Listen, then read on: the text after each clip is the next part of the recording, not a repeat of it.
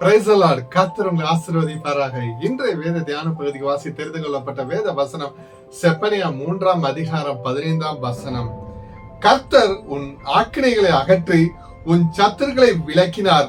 இஸ்ரவேலின் ராஜாவாகிய கர்த்தர் உன் நடுவிலே இருக்கிறார். இனி தீங்கை காணாதிருப்பாய். ஆமென். ஹல்லேலூயா. கிறிஸ்துவுக்குள் பிரியமானவர்களே, கர்த்தர் தமது மக்களின் பாவங்களை மன்னித்து அவர் மீது இருந்த ஆக்கினைகளை முழுமையாக நீக்கிவிட்டார் என்று வேத வசனம் கூறுகிறது. இஸ்ரவேல் மக்களுக்கு எதிராக இருந்த பகைவர்கள் சத்துருக்களையும் தேவன் அப்புறப்படுத்தினார். இது தேவன் அளிக்கும் தெய்வீக பாதுகாப்பை இங்கு உறுதிப்படுத்துகிறது. இஸ்ரவேலின் ராஜாவாகிய கர்த்தர் உன் நடுவிலே இருக்கிறார் என்ற வேத வசனம் மிகவும் முக்கியமான பகுதியாகும். ராஜாக்களுக்கெல்லாம் ராஜாவானவர் நம்மோடு இருக்கும்போது நாம் தனிமையில் இல்லை என்பதை இவ்வசனம் உணர்த்துகிறது.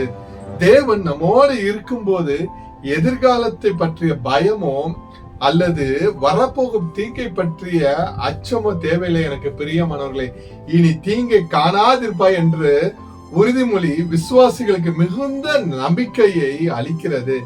தேவனின் இரக்கத்தையும் அவர் தம் மக்களை மீண்டும் மீட்டெடுத்து உயர்த்துவார் என்பதையும் உணர்த்தும் ஒரு மகிழ்ச்சியான தீர்க்க தரிசனமாகும். நம்மை அழைத்த தேவன் உண்மை உள்ளவர். கர்த்தராகிய இயேசு கிறிஸ்துவின் கிருபை உங்கள் அனைவரோடு கூட இருப்பதாக. ஆமென்.